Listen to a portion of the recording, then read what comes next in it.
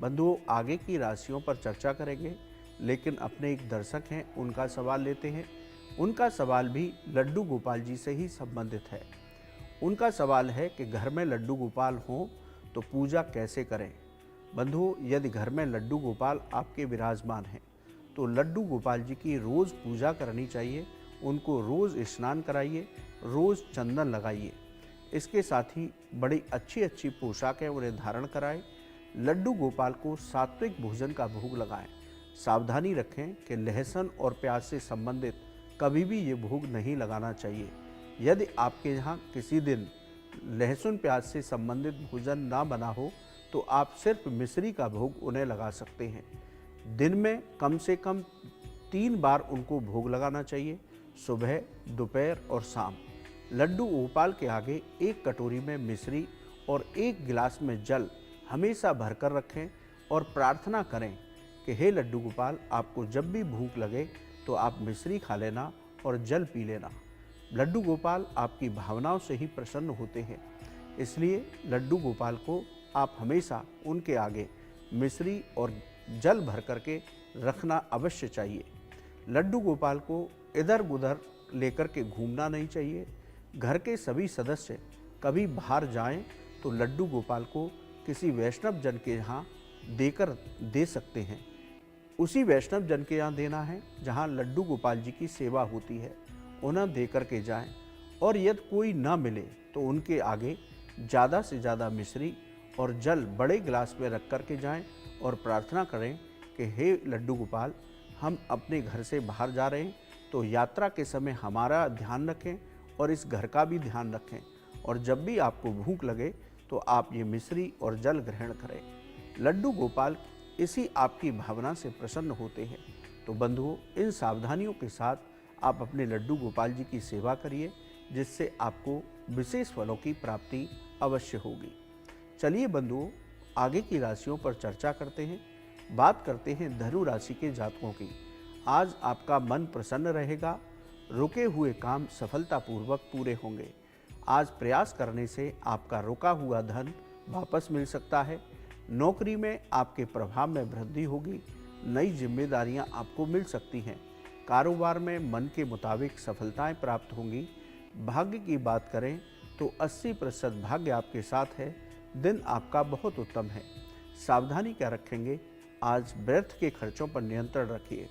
उपाय की बात करें तो गाय को गुड़ चना खिलाइए, आपका दिन और भी उत्तम हो सकता है। बात करते हैं मकर राशि के जातकों की। आप सामाजिक कार्य में आज शामिल हो सकते हैं। सभी कार्यों में आज आपको सफलता मिलेगी। परिवार में शुभ या मांगलिक कार्य हो सकता है। नौकरी में अधिकारियों का सहयोग मिलेगा, जिससे आपका प्रमोशन या वेतन वृद्धि हो सकती है। व्यापार में धन लाभ के अवसर प्राप्त होंगे। भाग्य की बात करें तो 80% भाग्य आपके साथ है। दिन आपका बहुत उत्तम है। सावधानी क्या रखेंगे?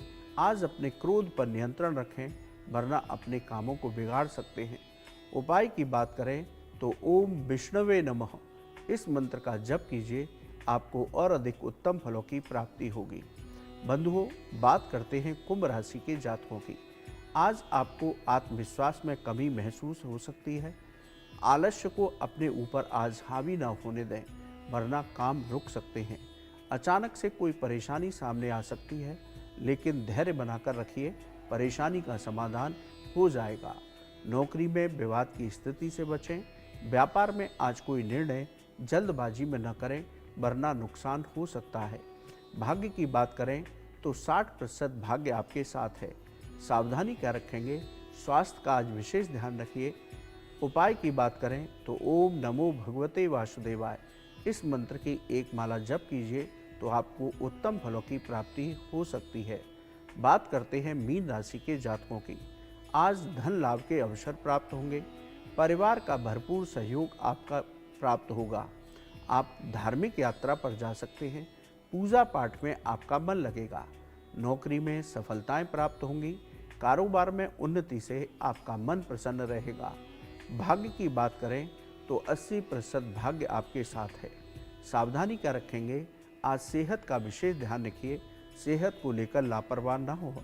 उपाय की बात करें तो हनुमान जी की उपासना कीजिए, आपको और अधिक उत्तम फलों की प्राप्ति हो सकती है। बंधुओं, ये था आज का राशिफल। अब बात करते हैं 8 मई जिनका जन्मदिन है। आपको हमारी ओर से जन्मदिन की मंगलमय शुभकामनाएं। आपका आज का दिन और आने वाला साल खुशियों से भरा हो, आपकी सभी मनोकामनाएं पूरी हों, यही हम भगवान से प्रार्थना करते हैं। बंधुओं, आज जिनका जन्मदिन है उनका मूलांक 8 बनता है। शनि का अंक 8 माना जाता है। 8 अंक वाले लोग गंभीर, परोपकारी और कर्मठ होते हैं। ये अद्भुत शक्तियों के मालिक होते हैं। आप जीवन में जो करते हैं उसका एक मतलब होता है। आपकी वाणी कठोर होती है और उग्र होती है, लेकिन आप अंदर से उतने ही कोमल होते हैं। आपके मन के बारे में कोई नहीं जान सकता।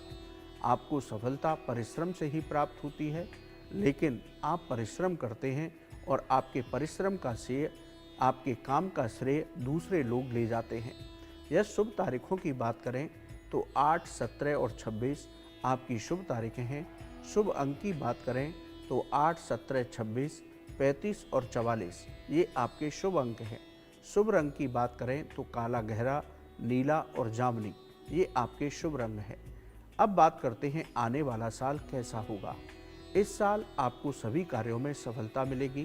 पिछले साल की तुलना में आपके सभी काम सफलतापूर्वक पूरे होंगे। व्यापार और व्यवसाय में उन्नति प्राप्त होगी। आपके रुके हुए काम इस साल अवश्य पूरे होंगे। बेरोजगार लोगों को रोजगार की प्राप्ति होगी। राजनीति से जुड़े लोगों को इस साल विशेष सफलताएं प्राप्त होंगी। सरकारी काम में भी आपको सफलताएं मिलेंगी। छात्रों को परिश्रम का पूरा लाभ प्राप्त होगा, इसलिए इस साल आप बहुत लगन से आप परीक्षा की तैयारी कीजिए। कोई भी काम इस साल जल्दबाजी में न करें। शत्रुओं से परेशान होने की ज़रूरत नहीं है, लेकिन फिर भी शत्रुओं से विवाद की स्थिति से बचें। इस साल बेकार की चिंताओं को अपने मन पर हावी न होने दें। स्वास्थ्य का विशेष ध्यान रखें। नौकरी करने वाले लोगों को परिश्रम से सफलताएं प्राप्त होंगी।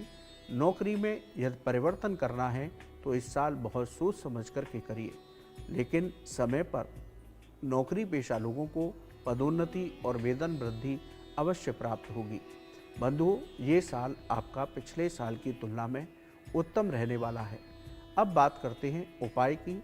यदि आप इस साल अपने इष्ट देव की पूजा के साथ हनुमान जी और शनि देव की पूजा प्रतिदिन करते हैं, गरीबों को सामर्थ्य के अनुसार दान देते हैं और गाय को हरा चारा खिलाते हैं, तो इन उपायों के जरिए इस साल आपको और अधिक उत्तम फलों की प्राप्ति हो सकती है। बंधुओं, एक बार पुनः आज जिनका जन्मदिन है उनको हमारी ओर से मंगलमय शुभकामनाएं। अब बात करते हैं आज के गुरु मंत्र की। बंधुओं, आज गुरुवार और मोहिनी एकादशी का पर्व है। ये एक विलक्षण संयोग है। आज आप पाप कर्मों से मुक्ति पाना चाहते हैं, अपने ऊपर से संकटों की समाप्ति चाहते हैं, तो आज भगवान लक्ष्मी नारायण की पूजा कीजिए। पंचामृत से अभिषेक कीजिए।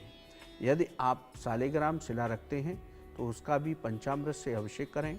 चंदन और तुलसी पत्र भगवान लक्ष्मी नारायण को अर्पित कीजिए और ओम नमो भगवते वासुदेवाय इस मंत्र की एक माला जप कीजिए। शाम के समय पुनः भगवान की आरती कीजिए।